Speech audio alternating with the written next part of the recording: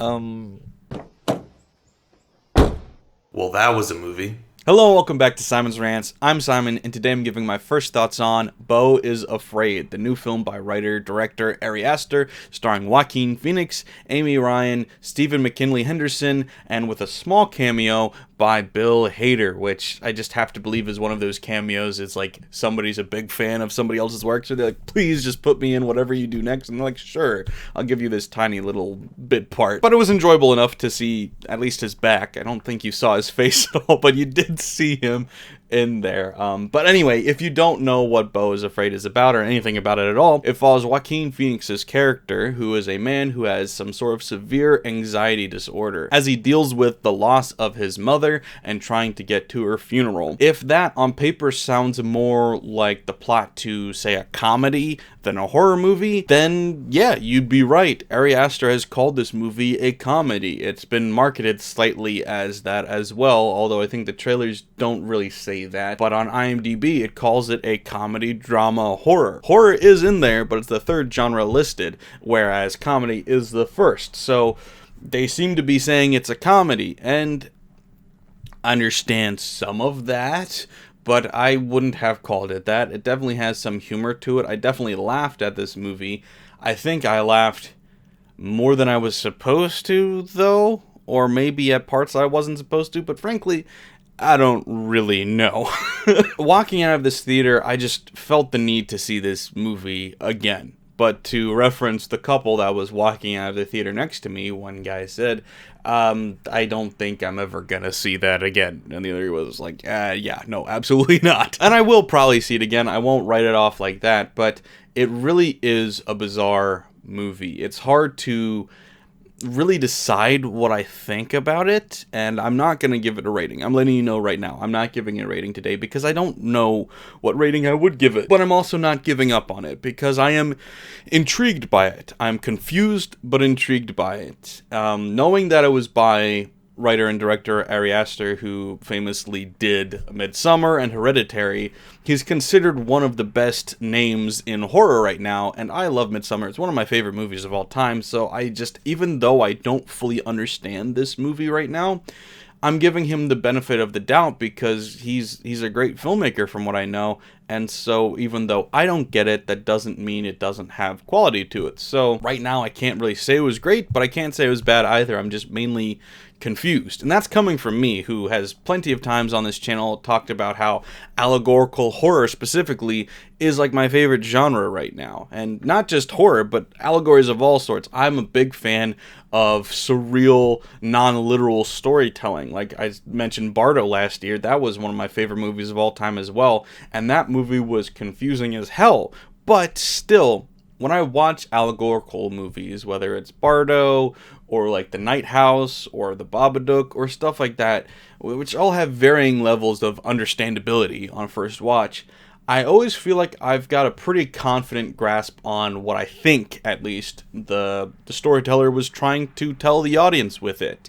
And maybe I'm not always 100% confident or correct coming out, but I feel like I'm at a good, 80% most of the time. I enjoy movies like that, where you have to sit and think about it afterwards, so I'm kind of hoping that as I sit here and talk about it, I'll kind of grasp it a little bit more, so I want to invite you to keep watching and work through it with me.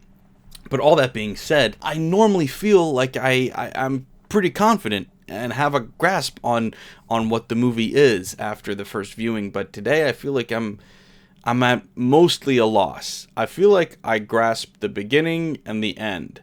Everything in between that is so far and away and above my head. I'll give a basic summary of what I feel about the movie without spoilers right now, but to be honest, it's not going to be very long. I want to get into spoilers pretty quick. So in case you don't know anything about it, you haven't seen yet, how I would describe it is allegorical and surreal in nature.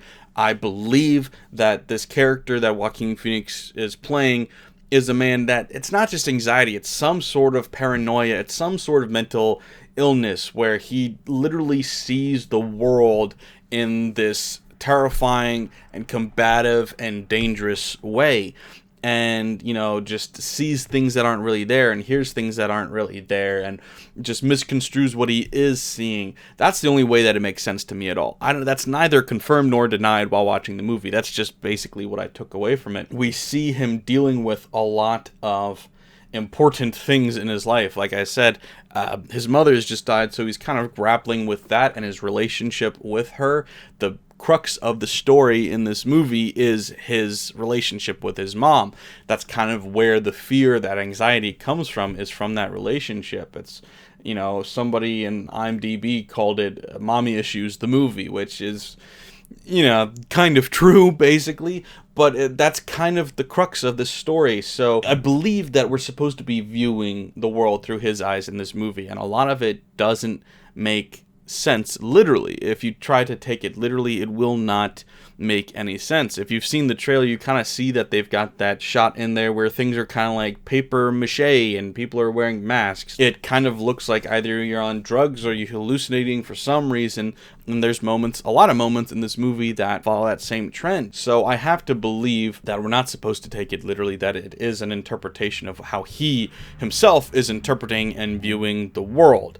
Now, that being said, I still do not understand most of what they're trying to get across. I feel like I understand the ending. I did enjoy the ending a lot, too. All the parts that I feel like I understood, I did enjoy. But there's a lot that I feel like I really am not grasping at all. So, yeah, it's definitely not an easy, popcorn flick. It's also not, if you're going into it going like, oh, well, I love Ari Aster because of Midsommar and Hereditary, I'm gonna love that. It's also very different from those too. This is the most different thing he's done so far. So expect the most surreal, out of the box kind of movie you've seen, and you probably won't be disappointed. It's very strange, very unique, very intriguing. Like, as weird and bizarre as it is, I'm not ready to write it off. I am interested. I want to see it again.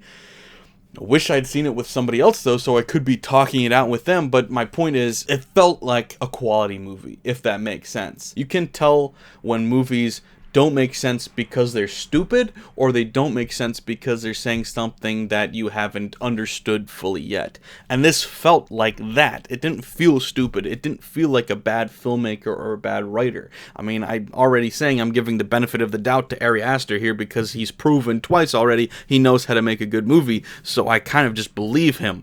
But at the same time, yeah, it's a 3-hour movie, and I feel like I understood about 20 to 30 minutes of it. So that's not it's not a lot. I don't know. I feel like I'm kind of just dragging my feet here. I really should just get into spoilers so I can speak my mind freely. So if you haven't seen it yet, you don't want anything spoiled, click away.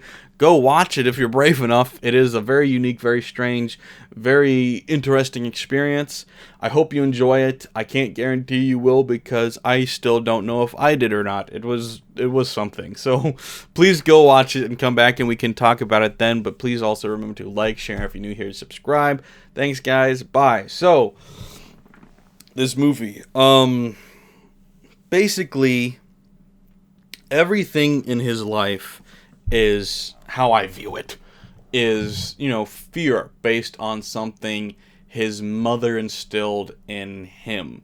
Because the reasoning she gives initially is because his father died due to a heart attack because of a faulty heart. He has a heart murmur, and when they had sex for the first time, the time she got pregnant and had him, he died. So it's kind of putting the mother died in childbirth thing and flipping it on its head because the father died in conception. At least that's what she says. And so she spends his entire childhood making sure that he's afraid of everything. And so he kind of lives his life afraid of everything, and specifically her. He's terrified of her because of what she's done to him. Now, from there, we can get real deep into the weeds real quick with interpretations of what different things signify. So I'm just gonna jump straight to the end because that's the only part that I feel confident that I understood at least somewhat. So this whole time, Beau, Joaquin Phoenix, has been terrified to have sex because he's been taught that if he has sex, he will die. Which is a common theme in horror movies. That's something that's talked about a lot, is people are just made to be terrified of sex, terrified of their bodies, terrified of what they can do. And so that's a theme that is then in this as well. So that's kind of something that we're used to seeing, so it's a little bit comfortable as an audience because you're like, all right, I can hold on to this. I understand what's going on. It's shown a little bit differently here in a literal just, you ejaculate and then you die immediately type thing. But regardless, he ends up having sex and he doesn't die. And he's like, oh, man, it was all a lie. I'm so relieved. And then looks up and the girl that he was having sex with is now dead, frozen in place like a statue. Don't entirely understand that. Letting you know right now, but I'm just setting up the ending, which I feel like I understand, but I do feel like I have a theory about at least her dying. I don't know why she died in the way she did, but I think it's kind of an example of like anxiety, where you have anxiety or you're really scared about things, and then when you're proven wrong, instead of just accepting that and being like, oh, see, I don't have to be scared, you immediately move the goalpost. So you were terrified of sex because, oh, it will kill me, and then when it didn't kill you, you move the goalpost, and so now you're terrified. Like, oh, well, okay, it didn't kill me, but it hurts other people, it kills other people. That's how I took it. I don't know if that's what they meant by it or not, but anyway, that's just a theory. Moving on to the end, though, so he's now confronting his mother because he's like, you lied to me about everything. You lied to me. So she's like, oh, you want the truth? You want the truth? All right, fine. Go up into the attic because that's where the truth is. That's, your father's up there. Also, your twin brother or something. And so he goes up into the attic and there's a giant Jabba the Hutt style penis and balls up there, which is one of the situations that, you kind of laugh and you feel guilty about laughing, but it is amusing. It's kind of just silly to look at. There's a lot of penises in this movie in general, by the way. And you wonder what that says about Ari Aster, because I feel like this movie is obviously, it's somewhat about himself. All storytellers are kind of telling themselves through their stories. And so this movie's obviously at least partially about his relationship with his mother, I'd assume, and therefore his relationship with sex, because of how his mother treated him in this movie. She's trying to make him afraid of sex, but not just sex, afraid of himself, afraid of his sex, his gender identity, his genitalia. And so I feel like that moment was about making him ashamed of who he is and his genitalia, making him ashamed of it, not just afraid of sex, but ashamed of his body. And I think that's put on display a couple times more subtly throughout the movie. There's a conversation she has with him where, by the way, there's kind of like a weird sexual tension between him and his mother. I'm not entirely sure what that's about. But anyway, she's like talking to him about the difference between men and women. And she's like really talking about how, men are stupid or whatever. Like they're blind, they're dumb. I forget the exact word she was using, but it's like speaking poorly about men to him and really just demeaning him and making him feel bad about who he is and what he is.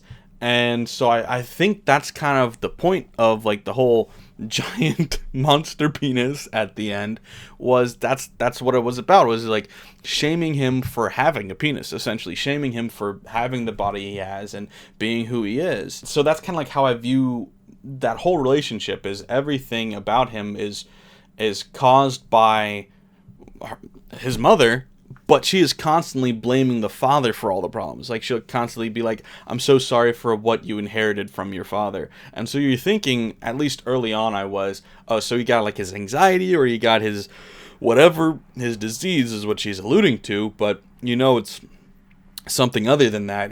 You're thinking that, oh, so the problem is from the father, but in reality, I think she talks about how her mother treated her terribly. So like she inherited this hatred, self-hatred, this anxiety, this depression, whatever you want to call it, from her mother, and now she's given it to him despite doing what she claimed was like the good thing and not giving it to him. She deliberately gave it to him, and whether that's through genetics or like through nurture and nature, it was probably both. It seemed like it is both, but yeah, so it's a really interesting take on that. The hard part is the rest of the movie just not being clear and not explaining anything that's being said, and I don't need it to explain. But if it's gonna be so confusing that I can't enjoy it, then I mean I can't enjoy it. I can't say it's bad because it could be good. I just didn't understand it. But back to the ending, because then after that, he escapes on this like little tugboat type thing. But then all of a sudden his tugboat stops working, and then lights turn on, and he's in the middle of this stadium, like this coliseum type thing, and he's got his whole life being put on trial. And so you've got his accuser, which is with his mom on one side, yelling out at him, putting up on a projector all of his faults and talking about them. And he's got a defense attorney on the other side, but he's like doesn't have a mic and is trying to scream, but nobody's listening. And I thought that was so beautiful. That was my favorite scene in the movie by far. Coincidentally, it is the last scene of the movie, but it's basically like what it's like inside your brain when you have depression or self-loathing or anxiety or anything. It's like you're trying to drown out these negative voices, but the good voice is so much smaller than the negative voice. And so, like, they're going through these situations where it's like, see, this is where you deliberately hurt your mother. It's like, I didn't deliberately hurt her. It was an accident. Like, shut up. It was deliberate. And so they're just going through these situations and showing how he's evil. And then when you try to give an explanation of, like, no, I wasn't trying to do that. I was trying to do this. It becomes really interesting, because it's like that's, the everyday life of somebody with anxiety or depression or any of those disorders. And so I really, really loved the imagery of that scene. And unfortunately, those were the only moments of the movie that I really feel like I understood. And, I kept holding out hope that the ending would make everything make sense. So I'm really glad that the ending did make sense, but it still leaves so many questions for the rest of the movie. Like, if you just wanted to say, okay, well, the whole movie is him having an anxiety attack because his therapist gave him a new drug and it just didn't work right or something. The previous drug wasn't already working great, but the newer drug is even worse, and he starts having really bad hallucinations and panic attacks and all this stuff. I can accept that for especially the beginning, because he's terrified. He's just constantly seeing people outside of his apartment killing each other, raping each other, doing drugs, just crazy, everything crazy, just dead bodies laying around. And so you're like, all right, that's what it's like to have this anxiety. He's terrified of everything. But after he ends up running away, we've got so much going on. This is a 3-hour movie, and he ends up getting hit by a car after being attacked by this naked knife man. And he wakes up and he's in Nathan Lane's home, who's supposedly a surgeon, and they've got him on house arrest and they're trying to take care of him, but it's so confusing. I don't know what any of the imagery meant. Like, they are supposedly replacing their son with him. Like, they had a son named Nathan, which was kind of funny because Nathan Lane, but anyway. And they're supposedly replacing him, but like the mom is like trying to help him. Like, she hands him like this cup of tea or coffee or something, and he picks it up, and on the napkin is written like, stop incriminating yourself.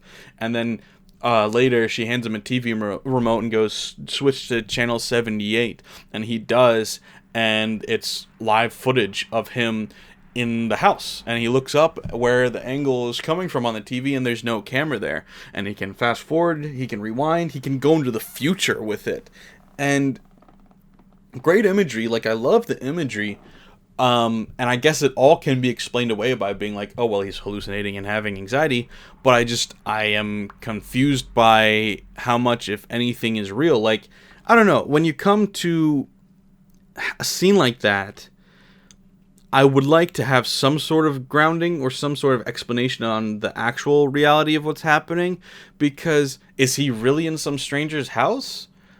And if so, why? I'm confused, because I guess all of the weird stuff happening can be explained away with the anxiety. Like I said, he's having some sort of mental episode. But he has to be somewhere. Is he at a hospital? Is he really at their house? Is he home? Where is he? What is happening? Who are these people? Are they actually helping him? Are they actually not? I don't know. And then from there, he ends up running away into the woods, and they end up sending this, like, crazy war veteran guy after him to try to kill him in the woods. And he stumbles across this village of, like, traveling actors who then put on a play, and we go through a long ass scene where he's like living out this play, They're narrating a play, and then all of a sudden he's the one acting out the play, and it goes on for what felt like 20 minutes, maybe. It's a long time, and I don't know the relevance of any of it. I really don't.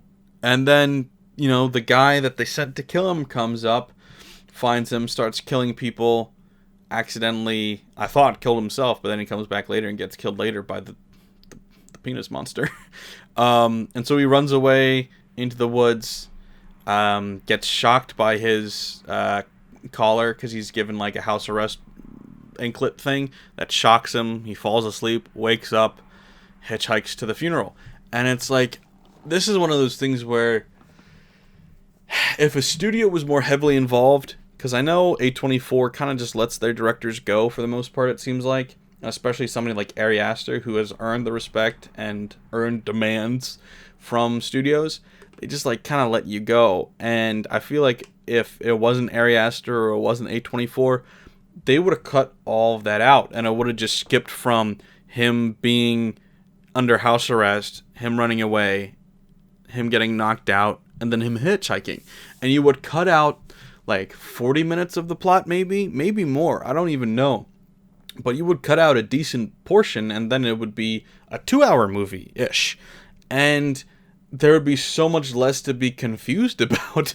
Now, maybe from Ari Aster's perspective, everything there made sense and was vital to the story. But I don't know what any of it meant, and I don't know why it was there. So I'm kind of just confused. I'm not saying any of it was bad. I did enjoy the weird trip of him going through the story, but I don't know the relevance of any of it.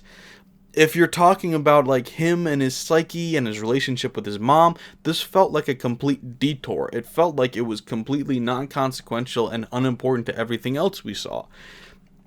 I really don't know what the meaning of any of it was or the importance of it. So, yeah, do you know? Let me know in the comments below if you've got a theory. I haven't really Googled it yet. The only thing I did Google was the drug, because I was curious what the side effects were, because they talked about the side effects, but they showed it really quick and I didn't get to read it, so I was going to look it up. Turns out it's not actually a real drug. So I was hoping to like Google it and be like, side effects include hallucinations, and I'd be like, all right, that explains the movie. He took a bad drug. But that's not the case, because even with the house, goddamn, like with the house, so they've got a daughter, and she's just so confusing. Like nothing she does makes any sense. And I guess she's grieving because her brother's dead. But like she says, "Oh, I'll take you to your mom's house," and puts him in the car, makes him smoke some stuff, and drives him around the block a million times, just making him have a horrible trip.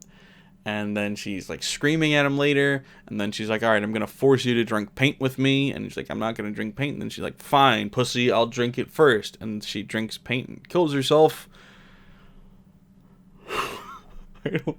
I don't know what any of that means. If it's as simple as he's having an anxiety attack and that's all it is, okay, cool. But like, I just feel like there's probably more to it than that. Going back to like something like Bardo, the whole movie could be explained by, yeah, he has anxiety and self-doubt. Sure, that is the umbrella of everything that's happening, but each individual moment is allegorical for something. And I'll admit Bardo is a little bit easier to understand. Like you see in one scene, he's like 2 feet tall when he's talking to his dad. And so it's like, well, obviously this is an example of him feeling like a child still in comparison to his father. That's an allegory that is very simple and very easy to understand. I'm not saying all of Bardo is that simple and easy to understand. I just wanted to use a simple explanation. This movie, I don't know. I do not know. Like I said, I came to conclusions about the ending and the umbrella, but as far as like individual moments outside of the ending, I really don't fully understand. Like there's a guy who's like, oh, I knew your father when you were alive. Your mother's lying to you. He's like, what? And then he thinks that he's his father, but then he gets blown up by a grenade. I don't know. Is it just a hallucination caused by anxiety or whatever? Maybe. My brain hurts.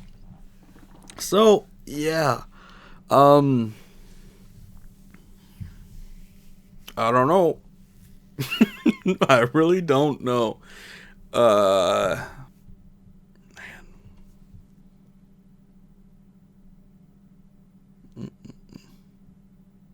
What does this movie mean? Like I said, there's an umbrella here, an umbrella understanding, and the core understanding of the ending, which I did really, really like the whole thing about, putting yourself on trial, being put on trial, as well as even the whole giant penis thing. Because I feel like that was something I could understand. The allegory of that being, oh, well, like I said, being ashamed of your own body, being ashamed of your own gender, being ashamed of what you are and what you have, that at least I have an explanation for, and I can respect and understand and even kind of like a little bit. Even though it was goofy to look at, I didn't hate it. I just wish I knew what the rest of it meant.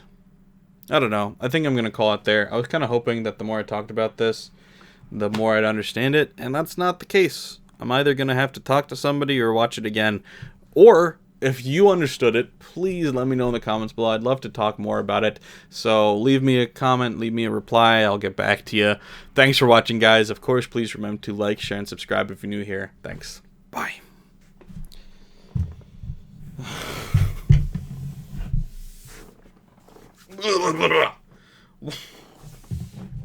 What was that movie?